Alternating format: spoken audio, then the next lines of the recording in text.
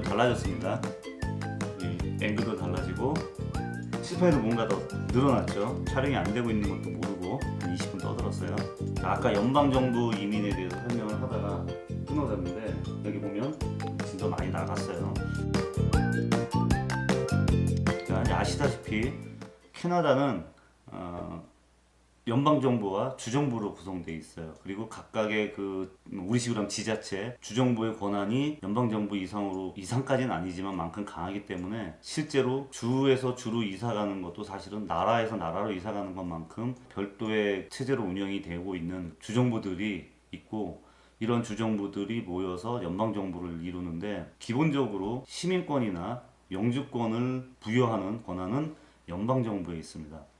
그리고 영주권이나 시민권, 영주권으로 이제 한정지어서 얘기를 하죠. 시민권은 그 다음에 아까 얘기했듯이 3년 후에 이제 진행하는 절차고 또 절차 자체가 다르니까 지금은 이제 영주권에 대해서만 말씀을 드리면, 영주권을 받기 위한 프로그램은 연방정부도 운영을 하고 있고 각각의 주정부에서도 운영을 하고 있어요. 그래서 크게 보면은 연방정부에서 추진하는 연방이민과 주정부에서 추진하는 주정부 이민, 이게 크게 나눌 수 있고, 그 외에 이제 캐나다에서 살고 싶다 그러면 난민이 되는 방법이 있고, 여기 난민이 되는 방법이 있고, 이건 노웨이죠. 이제 여기서 할 얘기는 아니고, 그 외에는 이제 뭐 워킹 비자나 뭐 워킹 홀리데이 뭐 이런 식으로 와 있거나, 아니면 유학을 한다거나, 아니면은 자녀가 유학을 하면서 그 가디언으로 와 있는, 그 보호자로 와 있면서 거주를 한다거나 뭐 이런 방법들이 있을 수 있겠지만, 기본적으로 이제 영주권을 받기 위해서는 연방 이민과 주정부 이민이 있다. 그리고 연방 이민 프로그램은 2015년 1월 1일부로 그 익스프레스 엔트리라는 그 프로그램으로 통합이 됩니다. 그래서 지금까지 캐나다 이민의 메인 스트림, 그러니까 캐나다 영주권을 받을 수 있는 기본 프로그램은 익스프레스 엔트리라고 봐도 무방합니다. 대부분의 분들이 이 프로그램을 통해서 영주권을 이제 부여를 받고 있는 거죠.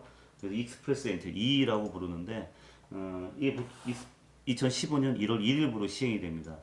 승지원 가족이 캐나다에 온 거는 2014년 2월이니까 그때 올 때까지만 해도 1년 이상 취업을 하고 있으면 영주권 신청을 할 수 있는 자격이 부여가 되고, 그래서 신청을 하면 1년 이내에 영주권을 받을 수 있는 그런 CEC라는 프로그램이 있었어요. 근데 각각의 운영되고 있던 여러 가지 프로그램들이 있었는데, 기술 이민 프로그램이라던가 뭐 CEC 프로그램, 뭐 기타 여러 가지 프로그램들이 있었는데, 이 프로그램들이 전부 익스프레스 엔트리라는 그런 체계 하에 통합이 됩니다. 그래서 이 익스프레스 엔트리에는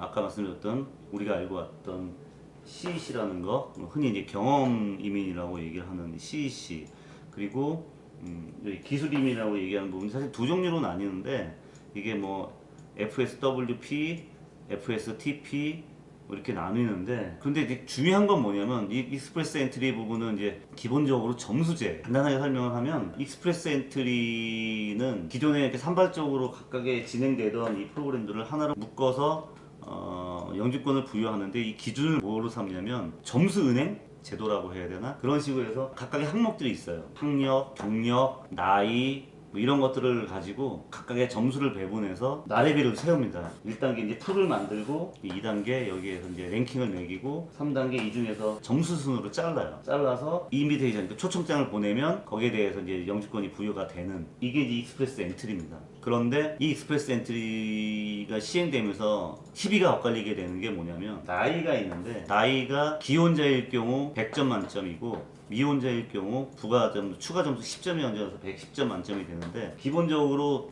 1200점 만점이 돼요. 1200점 만점에서 600점은 별도로 부여되는 점수가 있습니다. 그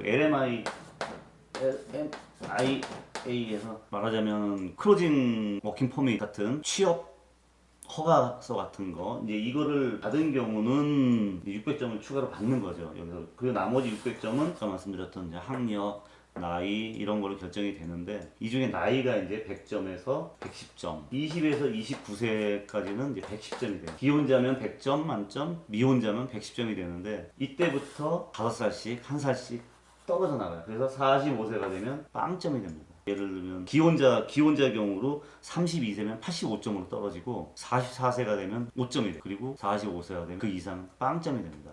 저는 만 나이로 내가 45에 왔냐? 46에 왔냐? 어쨌거나 제가 만 나이로 46인가에 왔고 5인가 6인가에 왔고 그래서 컬리지를 다녔기 때문에 2년을 더 자면 저는 이미 빵점으로 온 거예요. 한국에서 출발하기 전부터 빵점 상태였던 거죠. 근데 600점 만점에서 일단 100점 까먹고 그 나머지 점수로 다 만점을 받아야 겨우 500점이 되는 건데 이렇게 해서는 불가능한 거죠. 그래서 이제 나이 드신 분들이 선택할 수 있는 거는 사실은 익스프레스 엔트리로는 거의 불가능하고 그래서 선택할 수 있는 게 주정부 이민입니다. PNP라고 불리는 주정부 이민 프로빈셜 노미니 프로그램에서 각각의 강력한 권한을 갖고 있는 주정부에서 후보군을 추천을 해요. 연방정부에. 영주권을 부여하는 권한은 연방정부에 있다고 그랬으니까 연방정부에서 영주권을 부여를 하는데 주정부에서 이런 사람은 우리 주에서 필요한 인력으로 인정을 했으니 영주권을 부여해 주십시오라고 연방정부에 주정부가 의뢰하는 건 아니죠. 개인이 의뢰해야 되는데 그 인정을 해주는 거거든요. 일단 주정부에서 그 인정을 받으면 노미니를 받으면 연방정부에서는 뭐 예전에는 많이 복잡하게 걸러내기도 했다고 하는데 요즘은 거의 패스하는 걸로 그렇게 받아들여지고 있습니다. 그러면 연방정부는 그러면 익스프레스 엔트리밖에 없느냐? 그런 건 아니라는 거죠. 연방정부 이민에는 이제 이 외에도 뭐 우리 흔히 얘기 들어서 알고 있는 부모나 배우자 초청 이민 같은 부분이 있고 문화예술인, 스포츠인들이 부여하는 영주권일 수도 있고 벤처 금융 관련된 사업자에 대해서 또 특별히 부여하는 절차도 있고 많이 들어보셨을 것 중에 하나는 투자 이민 같은 거 돈 갖고 투자하고 그러면 영주권을 줄게 뭐 이렇게 해주는 그런 것들 그다음에 사업 이민 내가 어떤 몇 명 이상의 고용을 책임지고 얼만큼의 캐나다 경제에 기여할 테니 영주권을 달라라는 식의 딜을 하는 그런 사업 이민 같은 거 그 외에도 많이 있는데 이런 부분들은 실제로 주정부하고 연방정부가 겹치는 부분도 있고 또 대부분 주정부에서 또 많이 이루어지기도 해요. 그래서 그리고 이런 부분들은 제가 다룰 얘기는 아니에요. 일단 이런 부분들은 제 범위도 아니지만 리스크도 있고 감히 뭐 이렇게 이렇다 얘기할 수 있는 내용들이 아니니까 이런 부분들이 있다 정도만 일단 얘기를 하고 주정부 이민에도 이제 이런 부분들이 포함이 돼 있어요. 또 캐나다에는 이런 이민 프로그램을 갖고 있는 주가 한 11개 주 정도가 있는데 각 주마다도 각각의 특색에 맞게 기준도 다르고 내용도 다릅니다. 근데 이제 이런 또 주끼리 모여서 그룹으로 하는 프로그램들이 또 있어요. 예를 들면 요즘 많이 인터넷 검색하면 많이 나오는 RNIP 같은 경우 이건 정말 추천할 만한 건 아닌데 파일럿 프로그램이긴 한데 뭐냐면 사람 거의 안 사는 축구 이런 지방이나 그 시골 지역에 가서 일을 하면 영주권을 주겠다 이런 거죠. 한국으로 따지면 시골 오지마을에 가서 비닐하우스 재배하면 강원도 가서 영주권 주겠다 이런 건데 이거는 뭐 감히 제가 추천이라거나 아니면 뭐 이런 말을 할 수 있는 내가 내용도 깊이 있게 모르고 또 이건 최근에 생긴 거라서 내용도 깊이 모르고 하지만 한 5, 6년 살아본 경험으로는 감히 자신 있게 추천드릴 만한 내용은 아닌 것 같아. 단기간에 확실하게 영주권을 받는 게 목적이라면은 뭐 한 방법일 수도 있겠지만 이게 하여튼 그렇습니다. 하여튼 이런 부분들 이게 여러 가지 지방 그 유콘이나 저기 어디야 그 북부 지역이나 이런데 시골 지역이 많은 뭐그 마니토바나 이런 쪽 사스캐츄언 이런 쪽에서 이제 모여서 하는 그렇게 그 프로그램도 있고 또 대표적인 게 이제 그 AIPP라는 거, 그 아틀랜틱 이미그레이션 이것도 파일럿이에요. 파일럿 프로그램이라고 한동안 진행을 했고 익스프레스 엔트리가 로 바뀌면서 이거 이용하러 그 이쪽 지역으로 간 사람들이 많아요. 아틀랜틱이니까 대서양 지역에 붙어 있는 4개 주가 있거든요. 뉴브런스웍이나 노바스코샤 또 뭐지? 뉴펀들랜드 그다음에 빨간머리엔 유명한 그 PI 프린스 에드워드 아일랜드 요 4개 주가 모여서 하는 또 프로그램이 AIPP라고 이게 이제 아까 말씀드렸던 그 CC와 비슷해요. 한 1년 정도 일을 하면 영주권 받을 자격을 주어지고 그러면 이제 신청하면 1년 내에 이제 영주권이 발급되는 이런 프로그램인데 익스프레스 엔트리가 2015년 1월 2일 시행되면서 다른 주에서 이제 이런 것들이 막 막히게 되니까 그때 맞춰서 이 프로그램이 시작이 됐거든요. 그래서 저희 살고 있는 온타리오 주에서도 또 저 같이 있었던 친한 사람들도 이거 받겠다고 영주권 여기서 못 받으니 저희 가서 받겠다고 이동하신 분들이 꽤 많아요. 그분들 다 받은 걸로 이렇게 알고 있어요. 근데 안 가고 여기 남았던 사람들도 다 받았으니까 좀 빨리 받긴 했지만 이런 부분들이 이제 연방정부와 주정부 이민에 이렇게 교체되는 프로그램들이 있긴 있는데 자, 이런 부분들은 이제 제가 얘기할 부분들은 아닌 거고 저는 현실적으로 제가 경험한 것들 중심으로 또 지금 주변에서 가장 많이 받고 있고 가장 확실한 그러니까 상대적으로 가장 확실한 방법인 프로그램에 대해서만 설명을 하려고 합니다. 근데 거기 이제 다음 차에 조회된 내용이긴 한데 맛배기로 여기에는 크게 보면은 할 수 있는 것 프로그램이 각 주마다 여러 가지 상당히 많이 있어요. 많이 있긴 있지만 혹자는 어떤 사람은 뭐 몇십 개가 된다, 어떤 사람은 몇백 개가 된다 얘기를 하는데 그런 모든 변수를 가늠해서 이렇게 매트릭스를 그리면은 몇백 개씩 돼요. 근데 실제로 그러면 그 몇백 개 중에 내가 선택할 수 있는 게 몇 개냐를 따져보면 사실 그렇게 많지 않거든요. 저같이 나이 많고 영어 못하고 또 뭐 있지 단점이?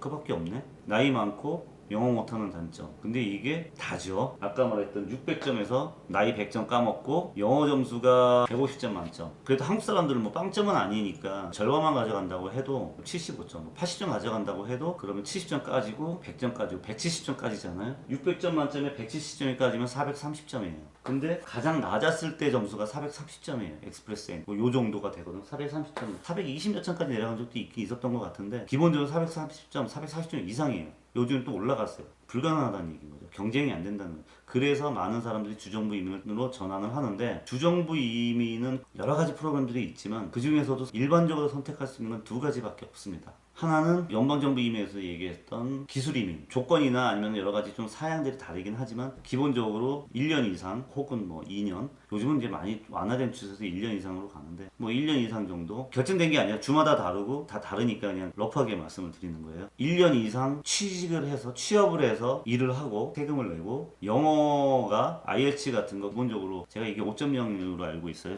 뭐 이런저런 조건을 갖추면 영주권을 주겠다 하는 기술 이민이 하나 있고 또 하나는 캐나다로 유학 온 사람들이 공부만 하고 빠져나가니까 이거를 붙잡아 보려고 인터내셔널 스턴트 프로그램이라는 게 있어요. 공부하러 온 사람들 바로 공부하고 딴 데 가서 취직하지 말고 영주권 주고 혜택 줄 테니 캐나다에서 계속 일을 해라 라고 하는 프로그램. 제가 선택한 것은 바로 이 프로그램입니다. 그래서 이제 온타리오 주정부 이민 같은 경우는 OINP라고 부르는데 여기에는 뭐 여러 가지 프로그램들이 있어요. 크게 이제 기술 이민 같은 거, 인플로이어 잡 오퍼 카테고리라는 이제 카테고리로 나오면 그런 거 있고, 휴먼 캐피탈 카테고리, 그다음에 뭐 이제 온타리오 익스프레스 엔트리 이런 부분. 그 익스프레스 엔트리가 이제 주정부 차원에서도 이루어지는데 이제 이 부분들은 바로 연방정부로 보내는 거지. 익스프레스 엔트리의 장점은 6개월 이내에 영주권을 받을 수 있어요. 초청을 받고 난 이후에. 초청을 받고 난다는 건 점수가 된다는 이후에. 그리고 뭐 비즈니스 카테고리 뭐 이런 것들이 있어. 아까 말했던 뭐 사업 이민, 투자 이민 이런 것들 다 있는데 그 중에서도 이제 제가 선택한 인터내셔널 스튜던트 프로그램에 대해서 이제 집중적으로 다음 시간에 말씀을 드릴 거고요. 마지막으로 이제 질문이 있는 것 중에 이제 영주권을 그러면 언제 받는 거냐? 뭐 캐나다에 와서 영주권을 받는 거냐? 아니면 받고 들어올 수 없는 거냐 이런 질문을 하는 분들도 계셨는데 기본적으로 영주권은 한국에서 받아 갖고 온다라고 알고 있었죠. 저도 그렇게 알고 있었고 그래서 영주권 받는다고 준비하고 받으면 난 이제 영주권 받았어 그러고 뭐 미국이나 뭐 캐나다나 뭐 호주를 이렇게 가는 게 일반적인 그런 정보였는데 저도 이제 겪으면서 알게 된 거는 꼭 그것만 아니라는 거죠. 지금 말씀드린 거 익스프레스 엔트리를 한국에서 점수를 갖춰서 신청을 하고 영주권을 받아서 들어올 수 있어요. 그렇게 되면 이제 안전하죠. 모든 단계가 정해져 있고 안정적인 한국에서 생활을 하다가 캐나다에 와서도 바로 이어서 할 수 있으니까 모든 준비가 딱 맞춰진 상태로 갈 수 있지만 거듭 말씀드리지만 익스프레스 엔트리로 영주권을 받을 수 없는 사람들 저같이 노후한 사람들이거나 이런 사람들은 캐나다에 들어와서 방법을 선택할 수밖에 없죠. 그러한 방법들이 이제 주로 주정부 이민에서 풀어지는 내용들입니다. 자, 오늘은 이제 여기까지 얘기를 하고 이제 다음서는 익스프레스 엔트리에 대해서 간단하게 짚어보는 거고 그 다음부터가 이제 본격적인 본론이죠. 제가 직접 경험을 했던 부분들 PNP 주정부 이민 OINP로 진행했던 이 부분을 좀 자세하게 설명을 드리면서 어떻게 이제 영주권을 받게 된 그 단계별 과정들을 차근차근 하나씩 제가 5년에 걸쳐서 블로그에 연재한 그런 내용들을 엑기스만 모아서 설명을 드리도록 하겠습니다.